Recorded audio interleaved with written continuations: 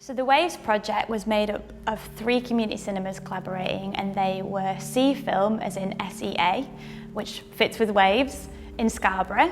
There was the Caribbean Pop-Up Cinema, who were based in Birmingham primarily, and No Planet B Film Club, who were based in London but are now based in Manchester. I run Caribbean Pop-Up Cinema. It has been going since 2019, summer of 2019, and we specialize in Caribbean films, films from Caribbean people or made in the Caribbean.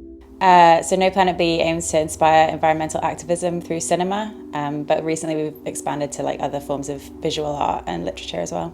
I co-run Scarborough Film Festival, and it's an organisation that aims to bring alternative and exciting films to Scarborough.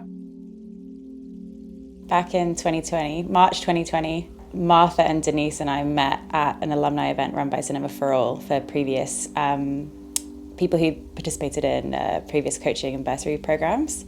The idea was to think beyond doing a typical screening and think about how we could involve our audience as more active participants in a programme. And we really wanted to do something together, but within a few weeks we were all in lockdown.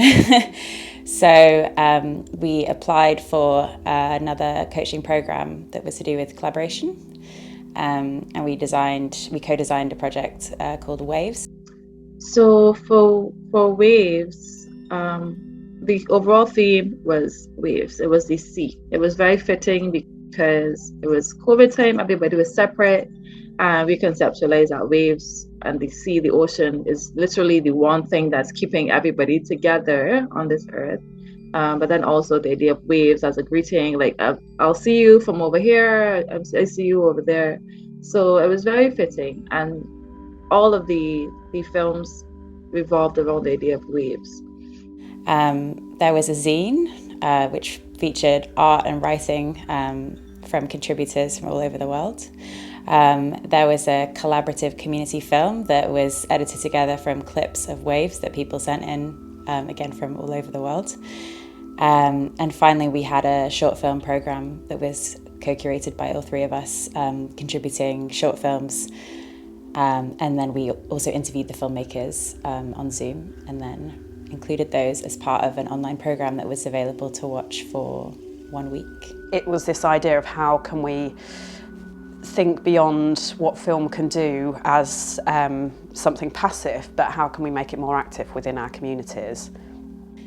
I think our audiences were exposed to a new kind of programme and something different than what we usually would provide, because at the time I was just mostly doing in-person screenings of a feature film with an introductory talk, and then Martha was doing different types of events, Denise was doing different types of events, but we were able to expose our audiences to each other's curatorial tastes as well, which I think was really exciting. And then, even on a more technical or admin side, it allows us to kind of flex those muscles with regards to working on a multi-person project.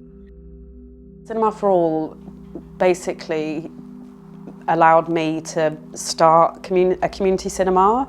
I had no knowledge before of equipment or programming. I just had a passion for me it was short alternative films, especially environmental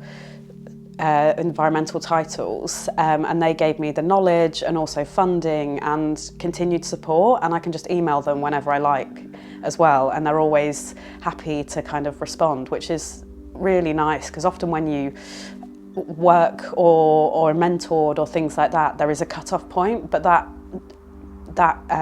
relationship doesn't end, which is really, really important.